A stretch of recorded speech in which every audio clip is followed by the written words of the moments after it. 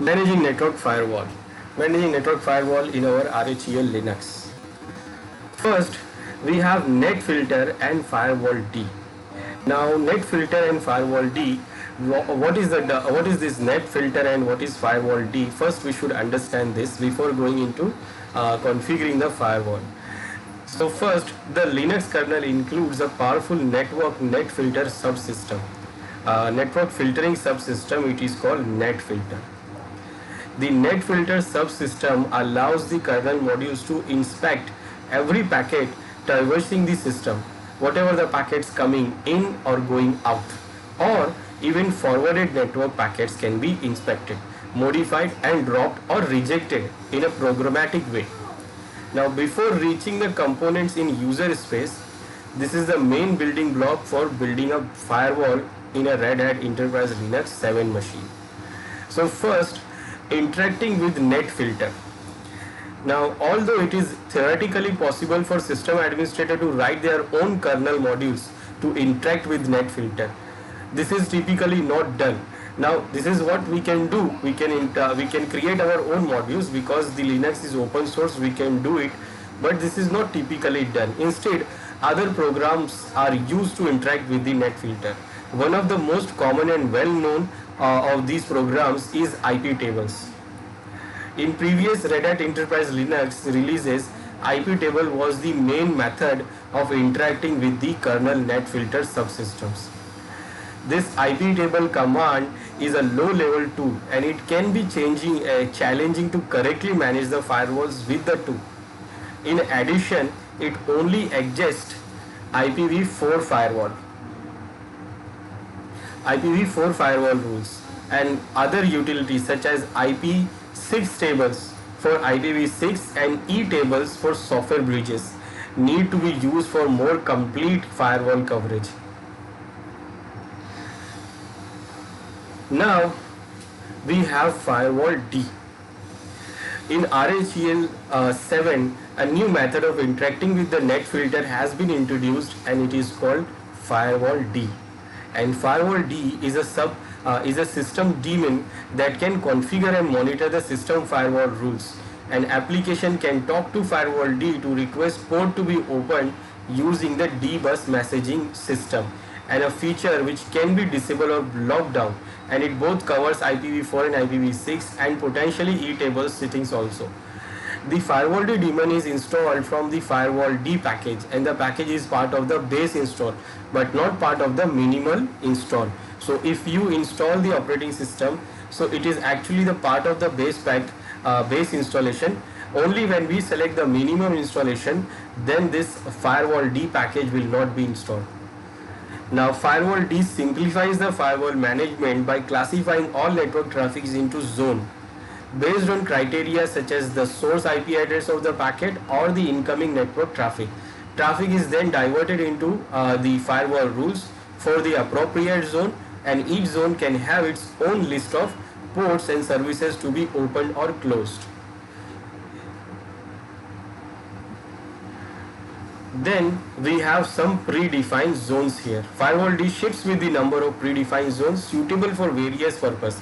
The default zone is set to public and interface is reassigned to public if no changes are made. This is the by default method. So the default predefined zone set for our firewall D service is what? Public zone. There are other zones are also there, and if you have not configured anything, so by default the public zone will be active. It will be the default zone, and the interface which we have in our system, it is assigned to that zone. That means if any traffic comes and goes from that interface, it is going to be filtered based on the public zone, rules of the public zone. The loopback interface, LO interface, is treated as if it were in the trusted zone. Always the loopback interface comes under the trusted zone, and the following table details the configuration of these zones on installation by default. But the system administration may then customize the zones to have different settings. By default, all zones permit any incoming traffic which is part of the communication initiated by the system, and all outgoing traffics are also permitted. initiated by the system, that means for the local traffic. So if it is initiated from the local interface, that is loopback interface, it is allowed in every zone. Now we have the list of these zones which we have by default when we install the operating system, this RHEL 7. So these are the default zones we have. We have trusted zone. This allows all incoming traffic. Then we have the home zone. Home zone rejects incoming traffic unless related to outgoing traffic or matching the SSH, MDNS, then IPP client, Samba client or DHCP version 6 client predefined services. Then we have internal zone. This rejects the incoming traffic unless related to outgoing traffic. Now what is the meaning of outgoing related to outgoing traffic? That means if suppose our machine is doing something, if it is sending some request to outside servers, and when a reply comes back, that means that is related to our outgoing traffic. So those traffics are by default allowed. That means if it is initiated from the inside, it is sending some request outside and then it is getting the reply. So those traffics are allowed. Then or matching this other services like SSH is by default allowed, MDNS, then IPP client, Samba client or DHCP version 6 client. These are the predefined services. Same as the home zone to start with. So it is same as the home zone. Then we have work zone. This rejects the incoming traffic unless related to outgoing traffic or matching the SSH services, IPP client and DHCP version 6 client. These are the predefined services. Then we have the public. This public is the default zone when we don't change anything.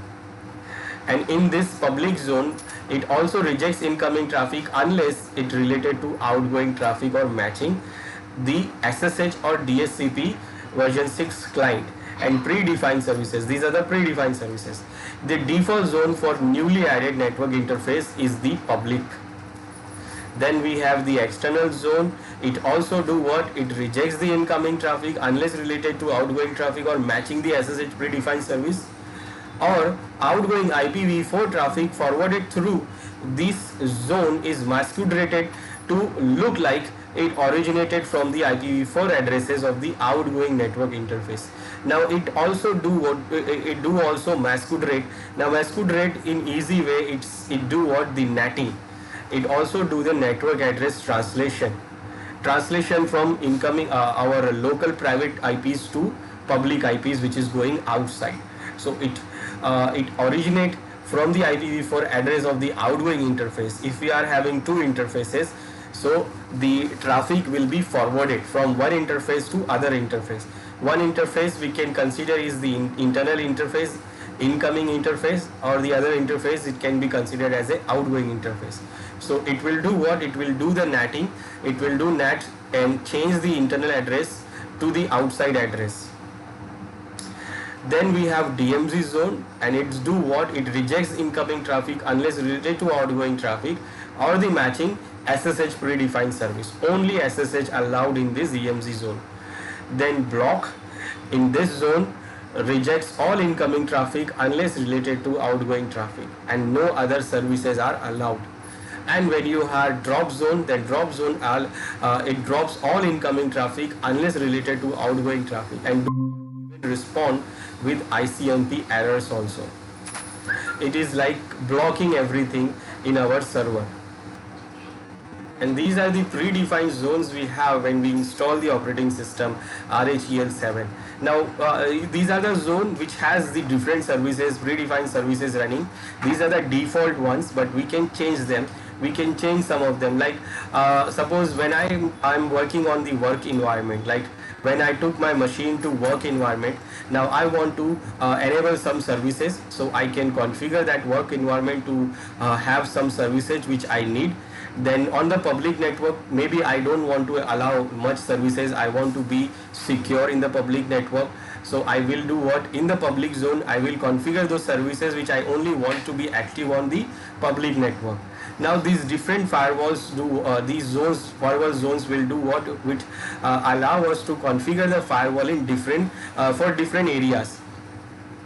Like for public home network, Like for example, when I'm in the home network, then what I can do, I can go on to select the home zone for the firewall, and then what home zone, firewall home zone, and then allow much services to be to work, because I'm in the secure network. I'm at the home where I don't have any machine, any other network connected, so I can do allow some more things. But at work, I will allow only those things which is allowed by the organization, or which is defined by the organization. So I will allow only those things.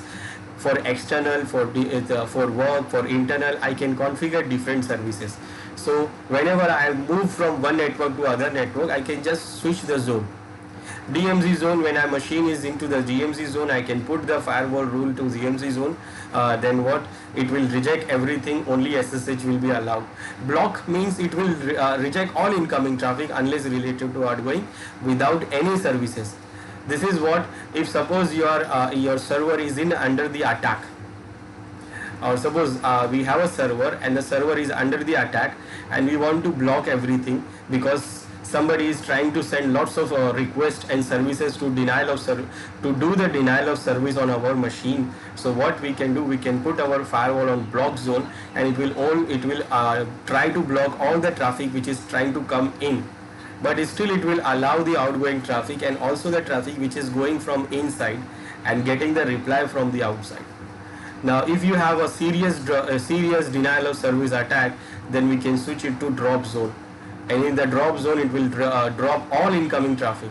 It will drop all the incoming traffic without sending any errors. Remember, when you set it on block, it will still reject all incoming traffics, but it will send the error, and by error attacker can guess the response. By the error response, attacker can get the services information. So it will not, when you are set it into the drop zone, it will not even send the reply. It will silently drop the requests. So it will not allow the attacker to identify any services here. Then also it will not allow, do not even respond with the ICMP errors also.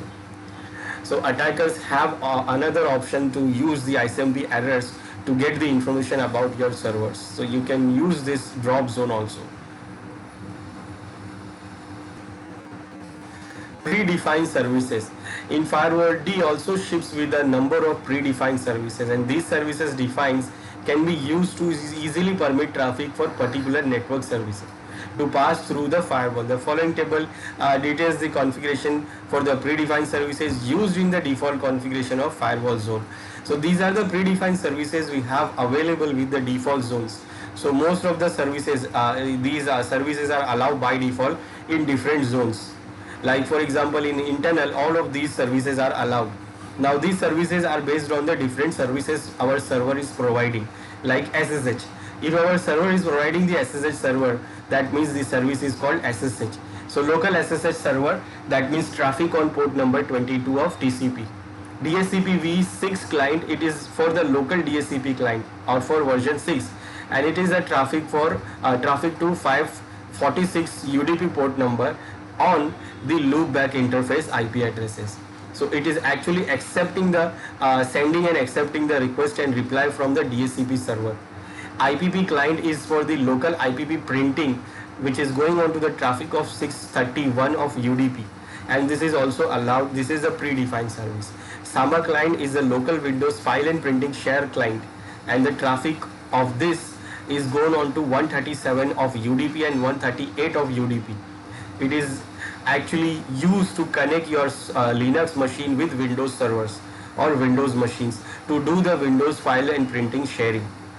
Then MDNS, this multicast DNS, it is called multicast DNS, MDNS. It is local link name resolution for resolving the name, and the traffic traffic to 5353 of UDP and to the loopback the multicast IP address of 224.0.0.251 and or the IPv6 multicast addresses.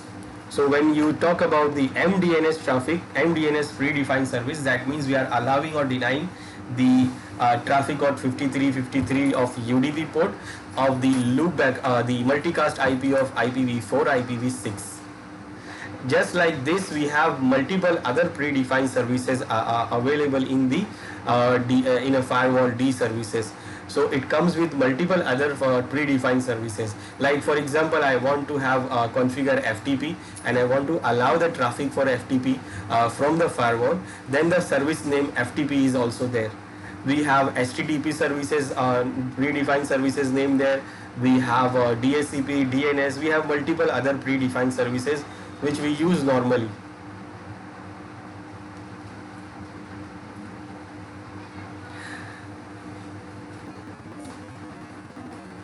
Now configure firewall settings.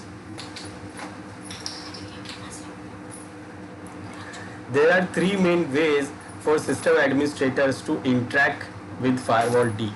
First, by directly editing the configuration files, and that files are under etc directory, and there is a Firewall D directory where you can configure the directly files for configuring or interacting with the Firewall D. Then by using the graphical tool which is firewall-config. This is the graphical tool which we can use to configure and manage the Firewall D service. Then by using the firewall CMD from the command line. So we have firewall CMD command also which we can use to manage the firewall when you are having a command line interface. Now if you are having a graphical interface, then we can configure the firewall settings with the firewall-config. Now firewall-config is a command. When you run the command, it will open this graphical tool where you can manage your firewall. Otherwise, you can open this from the application sundry and firewall. You can open it from this location. If firewall config is started by unprivileged user, it will promote for the user to root account. That means it is promote the user for giving the password of root account, because normal users are not be able to do this. This firewall config graphical tool, it comes with the firewall config package. So if it is not working, if you run the firewall config command and it is not opening, that means the firewall-config package is not installed. So you have to install the firewall-config package, and when you install it, it will open. It will give you the graphical tool which you can use to manage the firewall D, and it looks like this. So this is our Linux machine. If I want to open the graphical firewall-config, then I can open it from command line. I can run the command firewall-config. Now this is available because I have installed it in a graphical interface. So we are having the graphical interface available, so we can use this graphical tool. When you give the command, it opens this graphical tool you can use to manage your firewall. Now if you don't want to run the command, then you can open it from application and sundry, and from this you will see the firewall, and it will open the firewall. Now under the firewall, you can see here we have these default zones. And as you can see here, this zone is highlighted, public zone, because this is the default zone. It is selected as a default zone, and as I select the different zones, you can see the different services are allowed or disallowed. Like these are the predefined services. We have DHCP, we have DNS, we have FTP, and we can allow these different services, these different predefined services on these different predefined zones. Like for example, when I go to this block, we can see it is not allowing DHCP or anything. When I go to DMZ, again it is not allowing anything. When I go to drop, it is not allowing anything. In an external, it is also not. It will allow something here. If you go, it is allowing the SSH. And when I go to home, you can see the DHCP v6 is allowed here. Then when you go to internal, it is also allowed this. Not only this, it is allowed this IPP client, MDNS, and also SSH and Samba client. These are the default allowed. And when I go to public, you can see SSH is allowed, Samba client is not allowed, and DHCP v6 client is also allowed. In the trusted zone,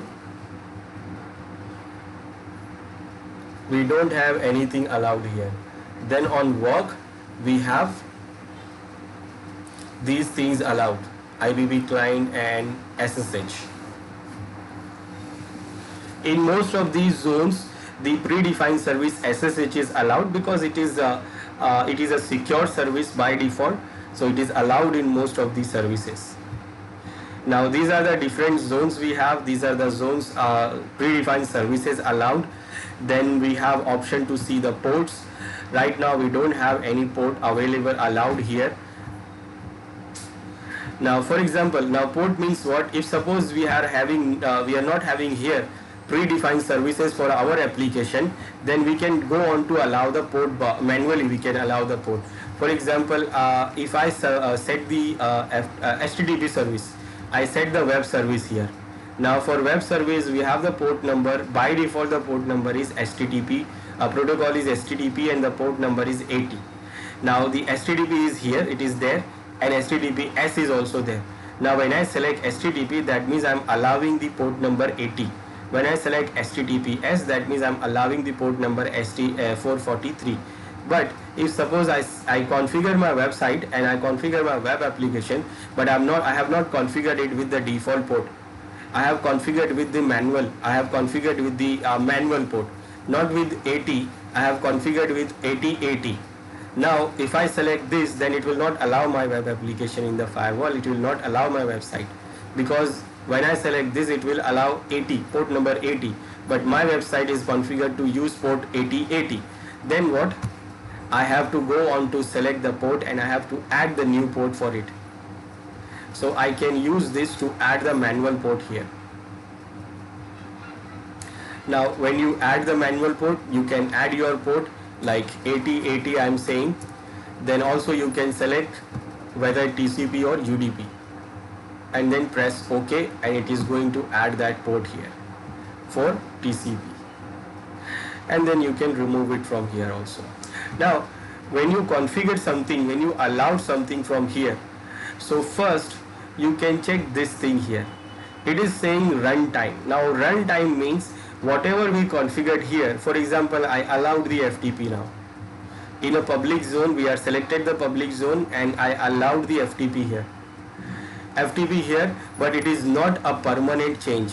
That means it is only for runtime. Runtime, that means it is only for the current running. Now when I reboot my system, then what happened? The service FTP will again go back to deny, because I have allowed it only on runtime. Then there is another option, it is saying permanent. Now permanent, that means it is going to be added this FTP services in firewall permanently. And that means what? Whenever I reboot the machine, it will enable the FTP in the public zone by default, because I have configured it to permanent. Right now I have selected it in the runtime, and if I go to select the permanent, you will see here the FTP is not showing, because the FTP we selected only on the runtime. Now when you select it on permanent, if you select it on permanent, then it will not be like suppose I remove this and I will go to permanent, and then I will select this here. Now when I select this here, that means it is only selected for permanent right now. But when you go to runtime, it is again not selected. That means it is not allowed. Now that means what? I have selected it for permanent, but right now for the current running, it is not selected. That means if I have an FTP services, then it is not going to allow this, because in a runtime it is not allowed. Now when the permanent will apply? When the next time we reload the system. So when the next time we reload the system, then what? The FTP is allowed in permanent also, and also it is going to be allowed in runtime. So we can change this graphically, we can manage this, and same as for port number also. If you add any port in runtime, then it is only going for the runtime. It is not going to it is not going to be allowed when you reboot the system. If you want to make it permanent, then you have to add it also in the permanent. So next time when you reload the system, it is going to be available also. So same as the services, these are the predefined services. We have the ports, we can add the ports manually. Then we can enable the mascot ring also. Mascot ring, when we are having an interface, two interface in our system, and we are doing the forwardings. Forwarding, that means we are getting the network data from one interface of our server and sending the data to other interface of our server. That means basically we are doing the routing here. We are routing here, and also we are routing from local IP addresses, that means the private IP addresses, to the internet IP addresses, that is public IP addresses. So in that case, what we do the netting. We do the netting, we allow the net here, we allow the machine to do the masquerading. That means we allow the machine to do the netting. Then also we can make the port forwarding also. So if we have doing the routing, we are doing the forwarding, that means we can also do the port forwarding. Not only the IP address forwarding, this is like IP address forwarding, we can do the port forwarding also. That means if we can say like if any data comes for this port number, like for port number 21, so I want to forward this to port number 22. We can do that, we can forward this. Then we have the option to filter the ICMP request and replies. When we do the ping, when you do the trace route, so it uses the ICMP echo packets. So we can block or allow those request and replies on this zone.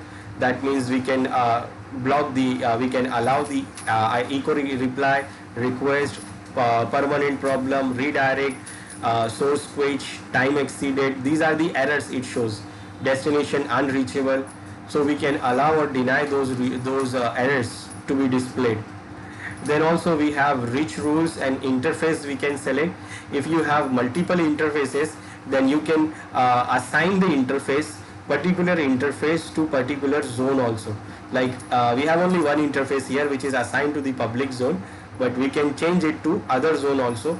And also if suppose we have two other interface here, so I could have allowed that zone to other that interface to other zone also.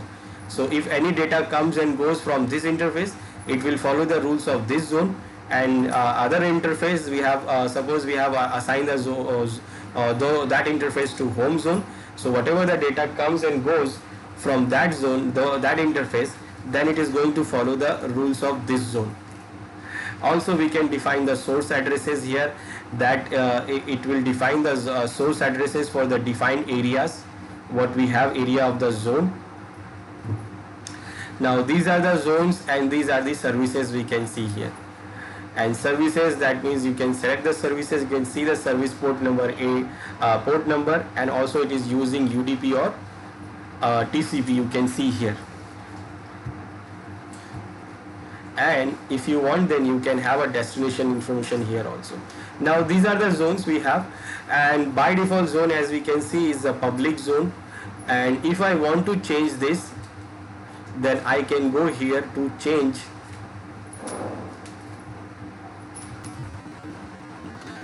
So for changing the zone, we can change it from here, like you select the zone and you go here to select, change the default zone, and what you want to select the zone. Right now you can see it is public, so we can go on to select other zone. For example, I want to select the home zone, so I can select this and OK. Now you can see it is not highlighted the public, and now we can see the home is highlighted. So we can change the zones by selecting from here, change the default zone. Then we can change the interface also. Now if you have only one interface, then that will be assigned automatically to the zone. Now previously it was assigned to public zone, now it is assigned to home zone. We can see the interface here. Right now it is now showing in the home zone, but previously it was showing under the public zone. So because we are having only one interface, so it will change automatically. But if we have multiple interfaces, then we can change the interface also from here. We can change the zone of connection. So we have only one, so we can choose here, there is only one interface here, but if we have multiple, then we can change the interface here. We can also go to select the zone and then go to interface, and then we can add the interface here if we have any interface. But right now we have only one interface. So for changing the default zone, we can change from here back to public. Then if we want to change the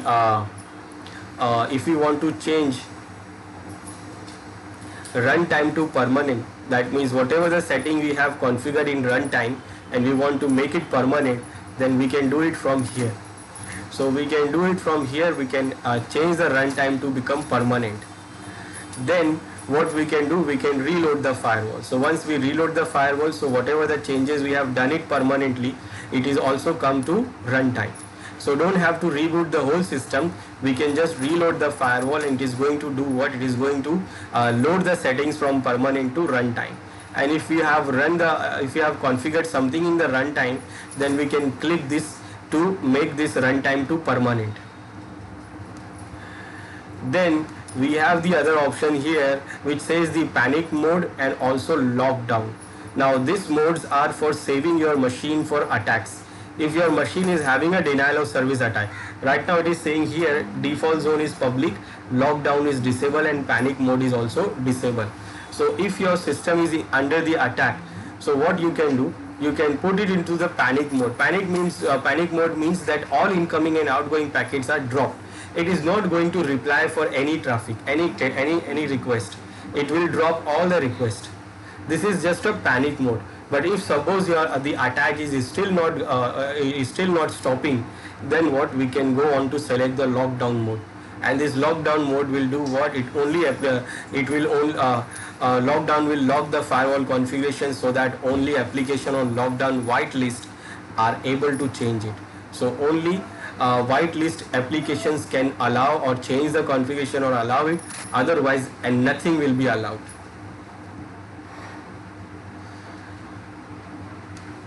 We can select the settings from here to allow anything which is runtime and it is not permanent. So if we want to make it permanent, then what we can do, this runtime to permanent, and now it is become permanent also. And if suppose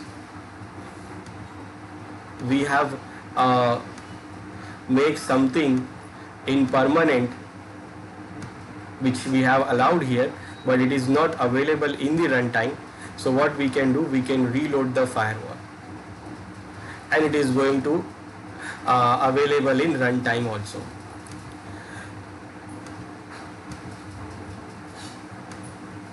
So this is what we have the graphical option firewall config, where you can change these firewall settings from here. Then we have the other options, like we can directly change it from the files. Those files are available under the etc and the firewall config directory. These are the files we have to change the settings, but it is a good idea to change it from the graphical tool, or even a good idea to change it from the command line tool. The command line tool we have is firewall-cmd, firewalld-cmd. So we have a command firewall-cmd. Now this command is a command line tool. It's a command line tool to manage our firewall. Manage our firewall where we don't have a graphical interface. So first, if suppose we want to see what is the default zone we have, so we can run the command to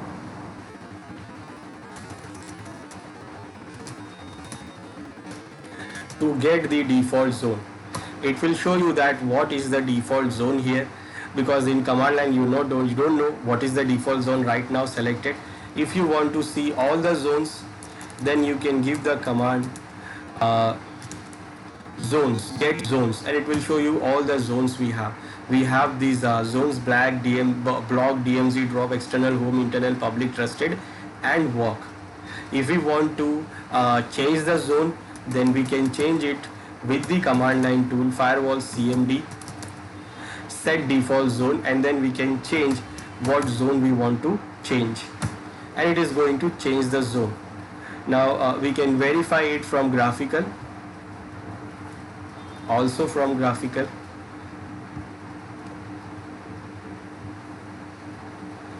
So as you see, we have changed the zone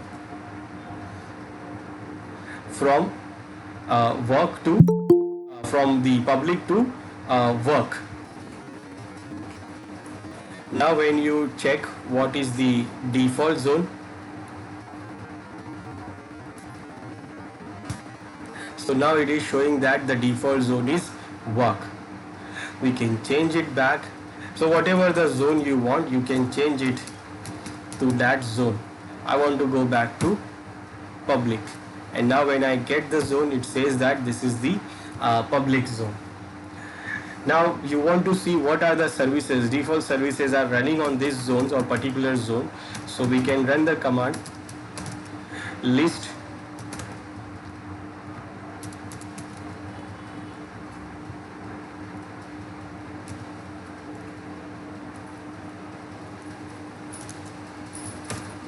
you can run the command list all, and it shows that we are in the public zone, and this is the interface selected on the zone. Then these are the default services, predefined services are allowed. We have not added any port, there is no mascot ring, forwarding is not there, ICMP blocks is also not there, and rich rules are also not set. We can check the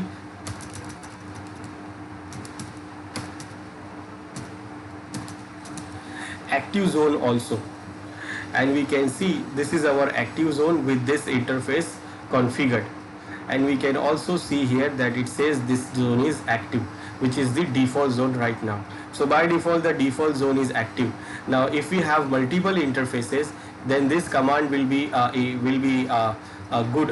helpful to know the active zone with the interface. If we want to change the interface, then we can also change the interface only if we have multiple interfaces available. Only when we have the multiple interfaces available.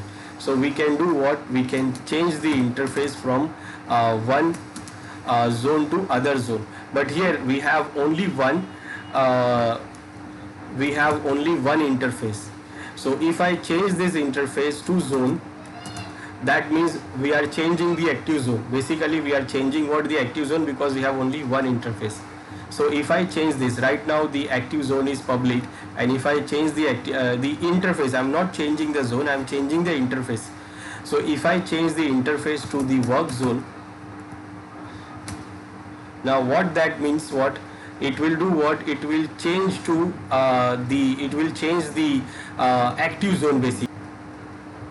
Okay, it is giving error because I added what extra here. I will do mistakenly, so I will do what? Remove it.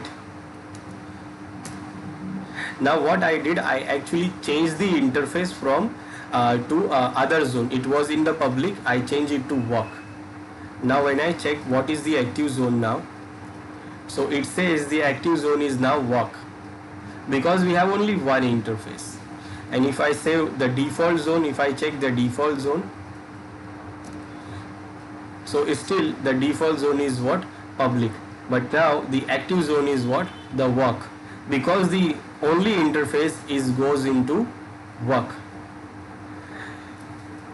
So only when you have multiple zones, then what? We should do this. We can do what? We can change one interface, we can put one interface to one zone, we can put other interface to other zone. Now when you see what is the default zone and what is the active zone, so both are same. So this is what?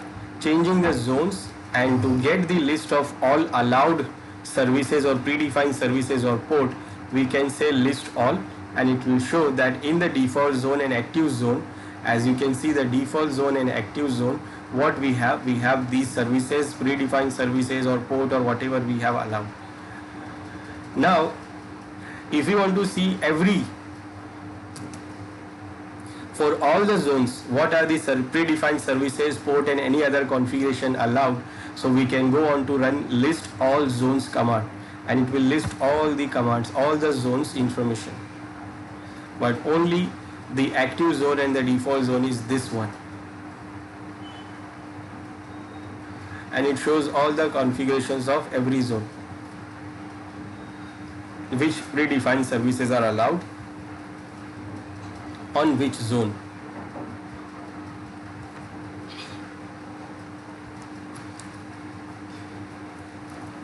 Now when we want to allow some predefined services, or we want to allow some port from the firewall, then we can do it from the command line tool. We can do it from the firewall CMD command. Now here if we see the default firewall, the active zone, which is public, and the default zone. We have only allowed, it has only allowed the predefined services, which is SSH and DHCP client, DHCP v6 client. Now it is not allowing the FTP services. We have FTP services available. We have actually configured here, as we can see, vs FTPD.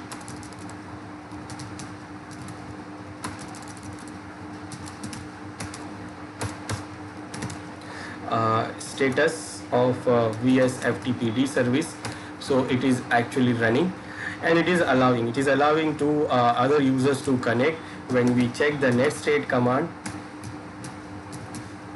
and I will grab the FTP port number 21. So it says that it is listening for all IP addresses, so it is going to accept the request for anyone, but the firewall is not allowing it. We can verify it from the client side. We try to connect the FTP service. So this is our client, and I will try to use the FTP to connect to our server, and it says no route to host. Now when you see this no route to host error for any services, that means it is actually blocked by the firewall. Firewall is not allowing us to access the FTP server because of this firewall rule, and which says no, not allow FTP, only allow SSH. If I try to access the SSH, it will allow it, and when you try this, it is allowing the SSH connection, because SSH is allowed but the FTP is not allowed. So we want to allow the FTP from the firewall. So graphically, what we can do from server, if you want to allow it, we can just tick. We can allow this by just clicking on this checkbox. And while it is runtime, so it is going to allow only for this runtime, that means running. It is not going to allow for next boot. So I want to allow this here also from the firewall, so from the command. So I will use the firewall cmd command to add the service, and the service name is FTP. Now it is added successfully. Now when you check it here, you can see here it is not refreshing. I should have opened it again.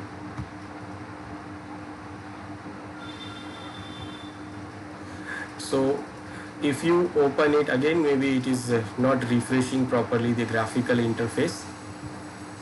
You will see it is allowed in runtime.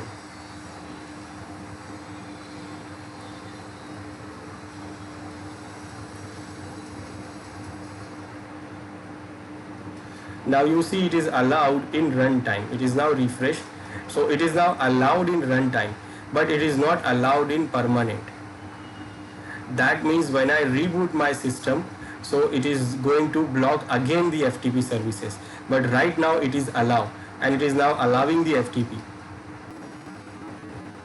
Now when I check again to connect the FTP, now it is allowing me to connect the FTP server.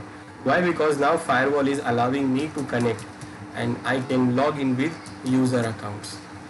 So we can do that.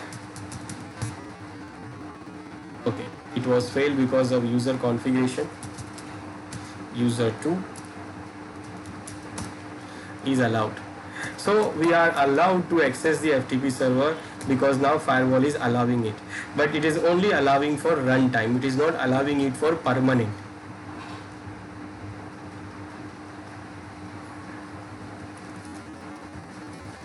Now if we want to allow it permanently, then what we have to do? We have to add it permanently. Right now it is added only for the temporary and temporary use. If I say here, so we can see the FTP is allowed, but it is only for runtime, it is temporary. We can do what? We can allow it permanently. And for allowing it permanently, what we can do? While we are adding the service, we add one more option. It says permanent. Now this will do what? It will add the service in permanent, but again it is not going to apply for runtime. If you are only applying it from the for permanent, so it is not going to apply for runtime. So after adding it permanently, we have to reload the firewall. So after adding it any service permanently, if you are adding it directly permanently any service, then what? You have to reload the firewall. and for reloading the firewall we run the command firewall reload. So while we are adding any services permanently and we want to apply the permanent this service also in runtime, then what we do, we always after running the command we do reload the firewall. Now sometime if suppose we don't want to add it permanently and also we don't want to add it for some time, what we can do, we can add it for a specific time also. Like suppose we are working on some rules and we are creating some rules and we are allowing some services and we just want to allow for some time, for only some time. Then also we can use that command. We can also use, instead of permanent, we can use timeout. Now timeout, and then I can make the time here. That means only for that time it is going to allow, and after that it will go back to deny again. So if we don't want to add the service permanently and also we don't want to add it for the whole runtime, so we just want to add it for some time, like we are testing something and I just want to see what happen if I add this service or add this port number, or even if I change some rule here, so what happen and how it is going to apply. Maybe I am configuring it from remotely, and what happen if I denied it. Like suppose I am accessing the server from SSH through the SSH, and what I am denying the SSH itself. And if I run it permanently, then what happen? We lose the connection and we are not able to do anything. Then we have to go to servers locally, we have to log in physically, then we have to do something else. So we can use this. If you see like something it is going to be deny yourself, then what you can do it for timeout. You can set the rule for some specific time, and then after that the rule will be removed. For example, I will remove this FTP first. So for removing these services which we have added, we will run the command remove services and the FTP, and I want to remove it permanently. So I will add here permanent, and after changing this I will reload the firewall. Now I have denied the FTP for permanently. Now what? We'll check it from the client side whether it is denying or not. Previously it was allowing, now when I select, it is now again saying no route to host. That means it is denied from the server. Now I will try to allow it for some specific time. So what I will do, I will go to server and then I will add the firewall rule here, firewall CMD. I want to add the service, that is FTP, but I don't want to add it for the whole runtime and I don't want to add it for the time permanently. So I will do what? I will add it for the specific time. Let's say for 30 seconds. Now it is going to allow, and it is going to allow for 30 seconds. So let's go to the client and check whether it is allowing or not. So I will try to connect, and now it is allowing, but it is going to allow for only 30 seconds. So after waiting the 30 seconds, then when we try again, it is not going to allow. So we should wait for the 30 seconds now. Okay, maybe 30 seconds is done. I will try again, and now it is denying again. So we added the rule for only some time. After that time is finished, time over, then it is not going to allow again. That means the rule is not applied. It is applied for only that period of time. So in case we don't want to apply the rule permanently, then we can apply this for the time in second. Then for applying the rule for allowing the if we suppose we don't have an application in the predefined services, like for example I have configured the web services, but I have configured the web services for the different port. If I have configured it for the default, then I can go on to select HTTP to allow, and it is going to allow the port number 80. But if suppose I have configured the website for the other port, then I can allow the port manually also by using the add port, and then I can say what port I want to allow. For example, I want to allow 889, and that is for TCP. and then whether I want to allow it permanently or just I want to allow it for the runtime, or I want to allow it for the whole timeouts in seconds. We can allow that, and then we can reload the firewall. And then when you check all the rules which we have allowed, so we can see that we have added the port here.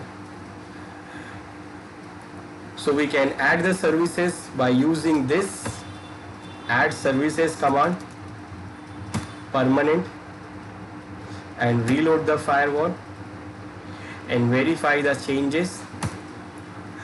Or we have added this and we have added this, and if you want to remove these services and port number, then we will run the firewall cmd remove. For services, we will mention the services permanently, or for the port numbers, we will mention the port, remove port, and that is for 8889 of TCP, and I want to remove it permanently. Now after doing all those permanent things, we can reload the firewall to make the changes for real time, and then when we check the rules, it shows no ports and no FTP services allowed. So we can use this firewall cmd command to manage our firewall, to add and remove the services, to change the interface, change the zones, add ports and remove ports. All these things we can do it from the firewall cmd command. Now these are the many other commands which we can use with the firewall cmd command. To get the zones, we can see the get default zones and set default zones. This command get all the zones and the active zones. Then add the source address. We can add the source address for the zone. That means route all traffic coming from the IP address or the network net mask to the specified zone. If no zone options is provided, the default zone will be used. Then we can remove the source. We can change the or add the interface or change the interface. If you have single interface, then you can change the interface to different zone, or if you have multiple interfaces, then you can add the interfaces to different zones.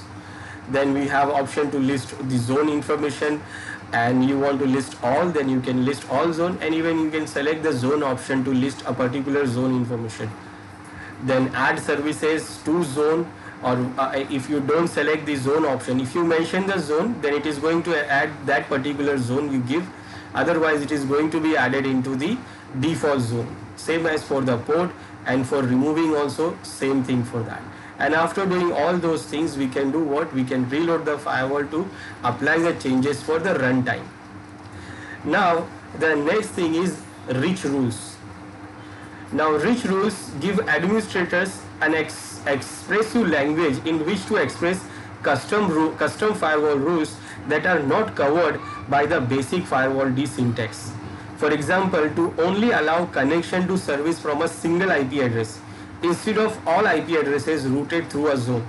That means if suppose I have allowed the firewall or I allowed the FTP services, that means I am allowing it for all the IP addresses. That means anyone from the destination, from the source, can connect to our firewall FTP services through the firewall from that zone, through the zone. So it is allowing everyone. But if suppose I only want to allow some specific IP address or a single IP address, I don't want to allow it for everyone. Now that is not covered under the normal default rules.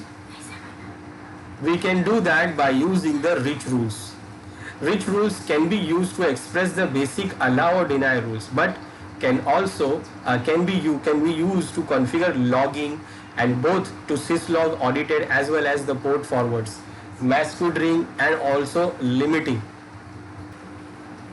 That means not only we can configure the rule, we can configure the rules to be log also. Logging, that means we can configure the logging also. Logging means it is only going to log, it is not going to allow or deny, it is only going to log. And log, it can use the syslog or also audit also. Then also it is going to use the port forwards, masquerading, and also we can do the rate limiting. Rate limiting, that means we can limit the number of connections we can allow for some specific services. Now for configuring the rich rule, this is the basic syntax for the rich rule. In reach rule, it starts from the command rule, then we have to mention the source. That means the source address where we want to filter the rule based on the source address, then the destination address, then you can mention the services, port, protocol, ICMP blocking. You want to block something for ICMP, then you want to allow on or enable or disable masquerading. Then also you want to do the port forwarding, so you can configure this here. Then after defining the source, destination and the services or port or protocol, then we have to define what we want to do. We want to do the logging only, or you want to do the auditing, or you want to accept the traffic, reject the traffic or drop the traffic. So we have three options. Accept means it is going to accept the traffic, and reject means it is going to reject the traffic. Now reject and drop means also it is going to reject the traffic, but reject will send the error to the source. That means it will send the error that you are rejected, but when you select drop, it is not going to send any error. It is going to drop the packets silently, so the source machine will not see any error. It will just say the timeout. That means it will keep try and try and try, and finally the source machine will say that it is not getting any reply and it is got timeout. But reject means it is directly sending the error. It will send directly error that you are rejected. Rule ordering. Now rule ordering, once multiple rules have been added to the zone or the firewall general. Now when we add multiple rules, so the ordering of a rule can have a big effect on how the rules behave. So when we have multiple rules configured, then the ordering of the rules is important. The basic ordering of rule inside a zone is the same for the for all zone. So whatever we configure the rule ordering, it is same for all the zones. So any port forwarding, this is the rules. So any port forwarding and masquerading rule set for that zone must come first. Then second, any logging rules set for the zone. Then we should configure any logging rules if we have. Then we should configure any allow rules set for the zone. Then finally in the end of the zone, end of the list, we have to configure any deny rules set for the zone.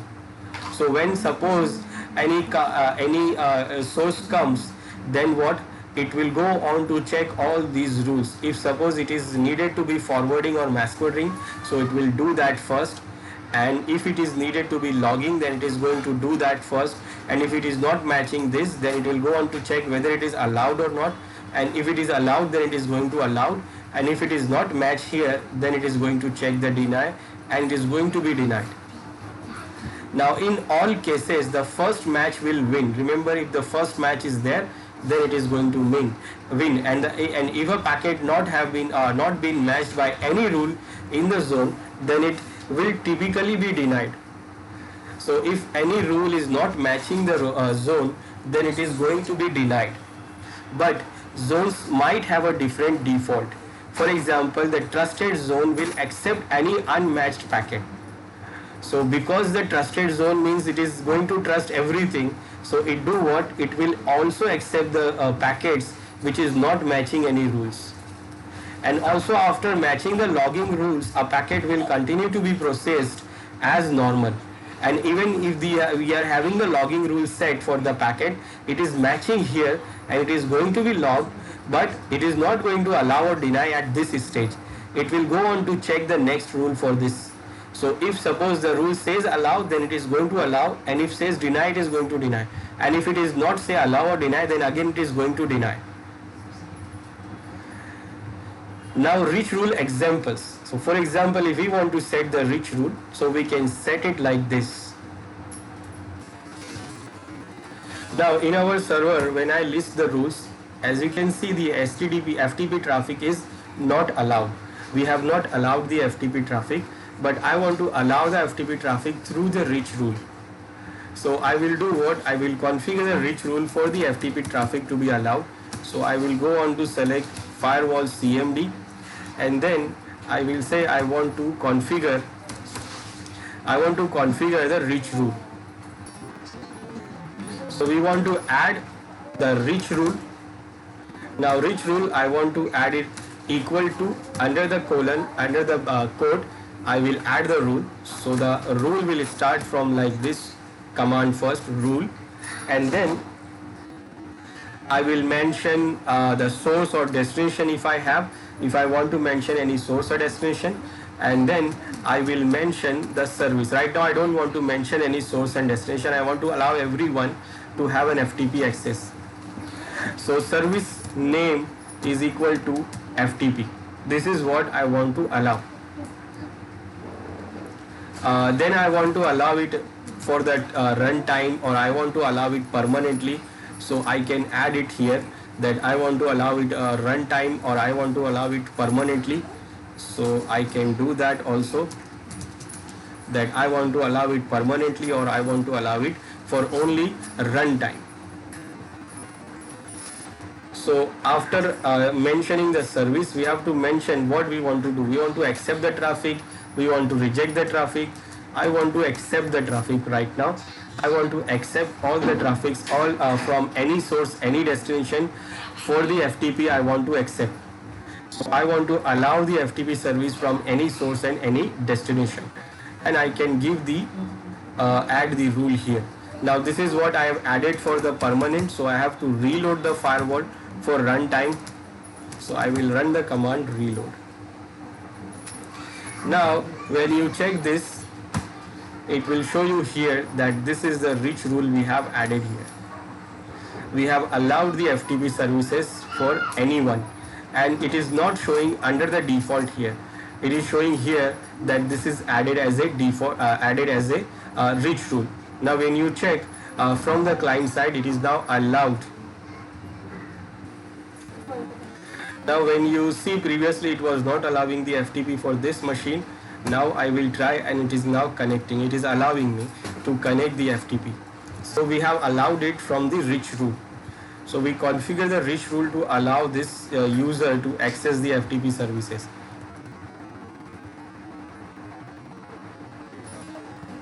Now when we run this command, it shows that we have this zone, we have these default services predefined, and also we have added the rich rule. If we want to see only the rich rules, then we will give command list rich rules, and it will show the rich rules which we have added here. Now we have allowed everything. Now this is what we can do by adding the predefined service also. Now if we want to do allow or deny for some specific IP addresses, then we can do this by using this rich rule. Now when we specified any IP addresses in the rule, then we have to mention the family option also. Family option to specify is it IPv4 or IPv6. So whenever we use any IP addresses, that source or destination. So when we use any source or destination IP addresses, then we have to define the option family also. And in that we have to define that whether it is IPv4 or IPv6. And if we use the reject, it will do what? It will deny with error and send the error to source. And if we use the drop, it will drop all the packets with sending any error to source, with a drop without sending any errors to the source. And Firewall CMD has 4 options for working with rich rules. All of these options can be used in combination with the regular permanent or zone options. That means you want to configure it for a specific zone, and then also you can configure it for the permanent, or you want to configure it for the runtime, or you want to configure it for only some specific time. So we can add the rich rule by using the add rich rule command, and also we want to remove the rich rule, so we can remove the rich rule by using the remove rich rule command. Then we can remove, or we can query the rich rule by using the query rich rule command. And for seeing the all rules, we can use the rich rule list rich rule commands. It will list all the rules. Now when we do the query, so query if rules has been added in the specified zone or the default zone. If no zone is specified, it returns 1 if the rule is present, otherwise 0 if the rule is present, otherwise it will give the 1. That means when you query the rule, so it will only check the rule is there or not. It will be helpful if you are having hundreds of entry in the rules in a firewall rich rule. So if suppose you are having hundreds of entries and you just want to see whether one entry is there or not, whether that rule is present in that list or not, so you can just query it. It will not show you the rule, it will only show you 0 or 1. That means whether the role is there or not there.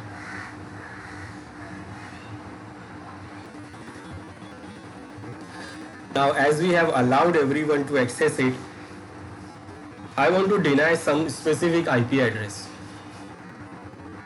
So for that I will add the rich rule here. I will say firewall CMD, I want to add this permanently, and I want to add the rich rule here. Now one other way to do the rich rule, after doing the command, previously what we did it like this. We added the rich rule with the single command directly, but if we want to do it in a good way, then what we can do in a systematic way, we use this command and press enter. When we do this, just a minute. So we can do this after adding the equal sign and colon, we can go on to press enter, and then we can add one by one, like first the rule, then other options, source, destination, service and all. Or if we want to do it single time, then after this we will mention the rule. Then we have to mention, now this time I want to mention the family here, I want to mention the source address. So I have to mention the family command also, that will define that whether I want to configure the rule for IPv4 or IPv6. So I want to say, I'm saying I want to configure the rule for IPv4. Then I have to mention the source here. That means I want to mention the source, that source which is allowed or denied, and I want to deny it. I want to deny some specific source here. So I will mention the source here. Then source address, this is the option, then this is the address, and I want to deny this address, this specific address. Now remember, I am giving /32, that means I am talking about the whole address. I am not talking about the whole specific address 19.002. I am not talking about the network. If I give 19.002/8, that means I am talking about the whole network. Then same, we will mention the service, the name of the service, and then whether you want to allow, accept, reject or drop. Now when you select reject, then what it will do, it will actually reject the traffic with error. That means when the user try to connect, it will directly get the error. Let's add this now. I have added it. I will make it permanent by reloading the firewall. And then when I say I want to see the rich rules, it will show us that this is the rich rule we have added. Now this IP is our client's IP address, and now it is going to be rejected. So now when you check this from the client side, now previously it was allowed, and if I check what is the IP address of this machine, so this machine has this IP address, this source address, and this source address is said to be rejected. Now when it's try to connect, it says, it is not saying no route to host, it is saying connection refused, because when it try to connect the FTP server, firewall says you are rejected. It is saying connection refused because we have selected reject, and when we select reject, it is going to reject by sending the error, and it is sending the error here. Now if I select drop instead of reject, then what, it will not show here connection refuse. It will keep trying it until it will get the timeout. So if I configure, I will remove that rule and then I will add the new rule. So I will remove this rule, and for removing any rich rule, we can remove it normally, we can remove it easily. We have to just give, instead of add, we have to give remove rich rule and then the rule which we want to remove. Now the rule is removed successfully. We can reload the firewall, and when we check the rules, there is no rule here.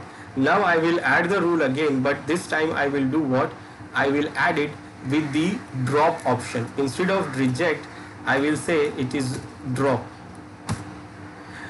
Now this time it is going to be drop, it is not going to reject. So as you can see the list, it says drop the packets. If it is coming from this IP addresses, drop the packet. Now we'll check the access from the client side. So in the client, it was refused last time. Now when I try it again, and it is not getting any error, and it is still waiting. You can see it is still waiting. It is actually, our machine is trying to connect it, and it is trying to connect. It is sending request, and the server is doing, the firewall is doing what? It is dropping the packet silently, and it is dropping the packet silently without any error. Now it will keep trying it until it will get the timeout. So finally it will try the times, and after that some time, it is after the specific time, it is going to be timeout. And instead of getting the error of connection refuse, it will get the error of connection timeout. So reject means rejecting with error, and drop means rejecting without any error. It is actually dropping the packets. Now it is going to wait. It is going to take a lot of time for that. So I'm cancelling it. It is not replying me, but other IP addresses are still allowed. So if I want to, if I change the IP address for this machine, let's say I will change the IP address for the system connection, modify for this interface, and I want to change the IP address to 19.0.0.3 this time. It was only 19.0.2 is denied. So I change the IP address and reload the connection. Now when we check the interface IP address, so now we can see the IP address is now 19.0.0.3. Now when I try to connect again, so it is allowing me to connect because only 19.0.0.2 is denied, and it is selected to drop the packet. Others are still allowed. So this is what the reach rule, which we can configure it from the firewall. Now if we want to remove any rule, so we can do what? We can use the command remove like this, and for querying the rules we can do what? We can run the command query here.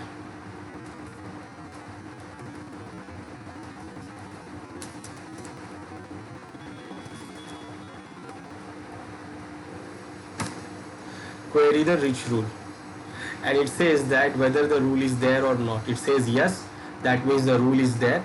And if you have no rules there, like for example, I have removed this rule which says reject. So it says no, the rule is not there. So it is getting yes or no, because yes means it is getting the 0, and no means it is getting ones instead of 0. So that means the rule is not there. This will help you if you have multiple rules created. If you have 100 of rules created on the list and you have multiple lists, if you run this command list reach rules, you will see 100 of lines there. Now in those lines, finding a single rule is difficult. So which you get, what we can do, we can run the query reach rule command to query that whether the rule is there or not. And for removing the rules, we can just give, instead of add, we give remove the rules, and it is going to remove the rule. And then we can just reload the firewall to make it permanent. So this is the firewall we have. This is how we can manage the network firewall in our RHEL 7.